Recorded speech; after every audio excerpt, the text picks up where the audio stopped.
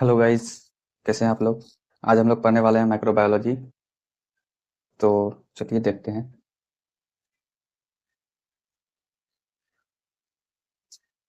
सबसे पहले हम लोग देखेंगे।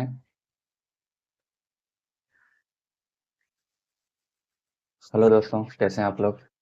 आज हम लोग पढ़ेंगे माइक्रोबायोलॉजी। तो चलिए देखते हैं कि तो सबसे पहले हम देखेंगे व्हाट इज माइक्रोबायोलॉजी। माइक्रोबायोलॉजी है क्या। माइक्रोबायोलॉजी को हम लोग पार्ट वाइज डिवाइड करके इसको पढ़ते हैं। जैसे माइक्रो मतलब हो गया स्मॉल, ओके। स्मॉल मतलब आपको पता है छोटा। बायो मतलब हो गया लिविंग थिंग्स। लिविंग थिंग्स मतलब पता है जो चीज़ सांस लेती है, जिसके अंदर जान है, वो हो गया लिविंग थिंग्स। लॉजी मतलब स्टडी हो गया। तो हम लोग जब लिविंग थिंग्स के बारे में स्टडी करते हैं, उसको कहते हैं बायोलॉजी। और जब स्मॉल लिविंग थिंग्स की स्टडी करते हैं तो इसको कहते हैं microbiology, okay.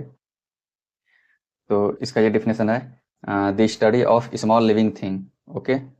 The study of small living thing is known as microbiology. Then micro microbiology is the study of variety of living things which are invisible to the naked eyes। मतलब microbiology में हम लोग study किसका करते हैं, मतलब microscopic size का रहता है कोई भी लिविंग थिंग्स, जो हम लोग को नेक्ड आई से क्या होता है नहीं दिखता है, जिसको हम लोग को देखने के लिए जो माइक्रोस्कोप का जरूरत पड़ता है, उस चीज के स्टडी को हम लोग कहते हैं माइक्रोबायोलॉजी। जैसे हमारे पास जैसे है हमारा bacteria, fungi, virus, protozoa, algae, they all are present everywhere. ये जो है bacteria, fungi, virus, protozoa, algae जितने भी हैं, ये सारे कहाँ अर्थ पे प्रेजेंट हैं, ओके। जिसमें हम लोग human being, animal, plant, soil इत्यादि और भी चीजें आती है। तो ये bacteria, fungi, virus, protozoa, algae, इन सबको मिला के एक वर्ड में हम लोग कहेंगे इसको क्या, पैथोजन, ओके। देन हम लोग आते हैं नेक्स्ट पेज पे। The term microbiology was discovered by Louis Pasteur. Louis Pasteur के द्वारा ये टर्म दिया गया माइक्रोबायोलॉजी। ये कौन थे, तो एक फ्रेंच केमिस्ट थे, okay. Louis Pasteur is also called father of microbiology.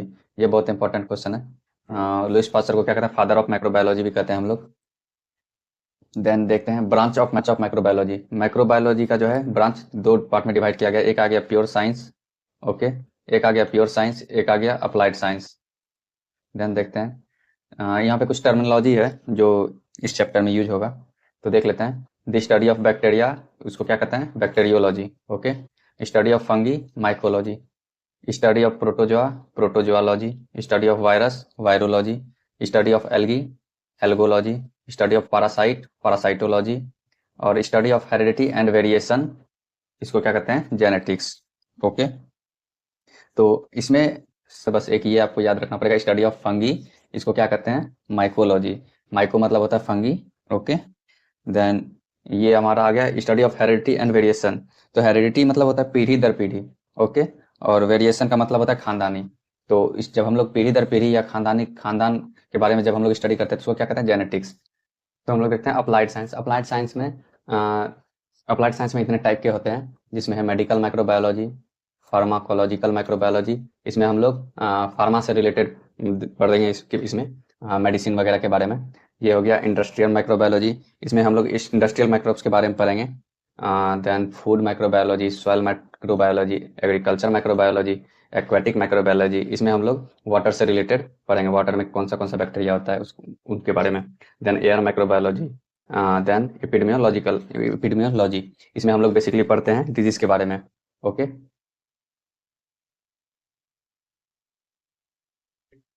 Then हम लोग देखते हैं history and scope of microbiology. तो इसमें पहला है फर्मेंटेशन।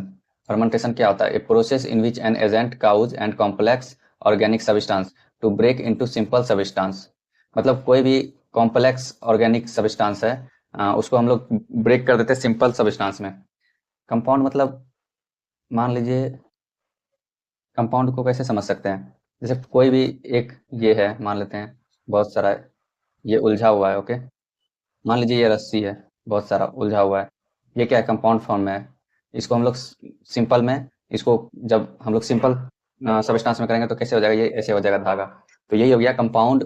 कंपाउंड जो है, कंपाउंड ऑर्गेनिक सब्सटेंस को हम लोग किस में ब्रेक करते हैं, तोड़ते हैं, सिंपल ऑर्गेनिक सब्सटेंस में, ओके, सिंपल सब्सटेंस में। देन हम लोग देखेंगे रोजर बैकॉन के बारे में। रोजर बैकॉन जो है, ये जो है लेंस का डेवलप किया था, ओके। लेंस का डेवलप किया था, ये हो गया हमारा ये हमारा रोजर बेकन, ये हमारा लेंस। ओके, ये हुआ था कब? तो 1268 में हुआ था।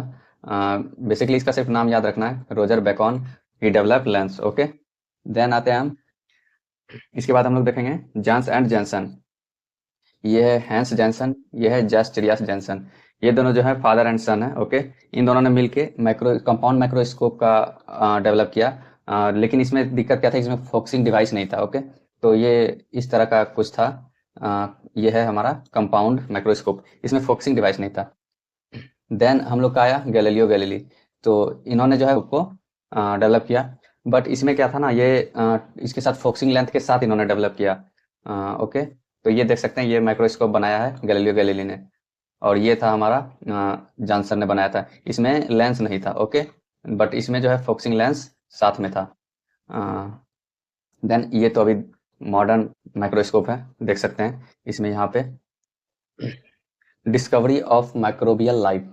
ओके, तो माइक्रोबियल लाइफ का डिस्कवरी कहाँ से हुआ, तो इसमें देखते हैं, ये एंटोनियो वैन ल्यूवेनहॉक। ओके, तो इन्होंने जो है डिस्कवर किया था माइक्रोबियल लाइफ का। इन्होंने छोटे छोटे क्रिएचर का डिस्कवर किया, एनिमल क्ल्यू का डिस्कवर किया। एनिमल क्ल्यू का मतलब होता है बेसिकली स्मॉलेस्ट, जैसे जन्म होता है स्पर्म से, तो ये ह्यूमन हो गया। मतलब किसी भी चीज, लिविंग ऑर्गेनिज्म का सबसे टीनी पार्टिकल क्या हो सकता है उसका। ओके, देन देखते हैं हम लोग थ्योरी ऑफ स्पॉन्टेनियस जनरेशन, जिसका की टर्मोलॉजी है ए बायोजेनेसिस। बायो मतलब लिविंग थिंग, जेनेसिस मतलब प्रोडक्शन। ओके, तो प्रोडक्शन कैसे हुआ इसका, तो इसमें देखते हैं theory of spontaneous generation. Okay, ये देखते हैं इसका टर्मिनोलॉजी क्या है, ए बायोजेनेसिस। ओके, जेनेसिस मतलब प्रोडक्शन, जेनेसिस मतलब क्या होता है, प्रोडक्शन। ओके, देन देखते हैं क्या है, according to this theory all the living creature organism arise spontaneously from non living matters.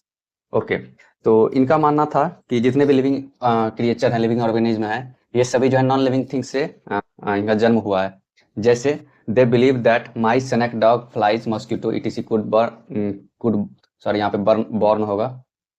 Okay, could born from moist soil, मतलब नमी वाली मिट्टी से जो है इन सभी का जन्म हुआ है। माइस का, स्नेक का, फ्रॉग का, मॉस्किटो का, ये सभी जो है इनका जन्म कहाँ से हुआ है, तो मिट्टी से हुआ है।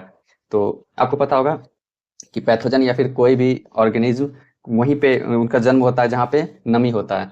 तो उसी तरह इनका मानना था कि ऑर्गेनिज्म है ये जितने सारे हैं, माइस, स्नेक, फ्रॉग, ये सब कहाँ से जन्म लिए हैं, इनका जन्म कहाँ से हुआ है, तो मॉइस्चर मतलब नमी वाली मिट्टी मिट्टी के पास से इनका जन्म हुआ है।